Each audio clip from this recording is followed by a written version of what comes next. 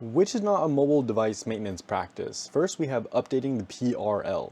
The PRL is the preferred roaming list. This is actually really important to your smartphone.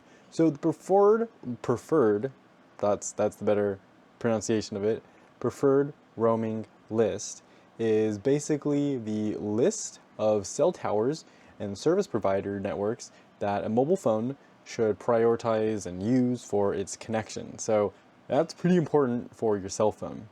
Next, we have updating the firmware. And software companies, they like to update their phones usually to a certain amount of years, but firmware updates are available and they are important. Next, we have backup the data and apps. This is a common practice and maintenance for smartphones, mobile devices. You might practice them yourself with like photos or other kinds of storage stuff, like in your folders. Basically backing stuff up, kind of like a computer.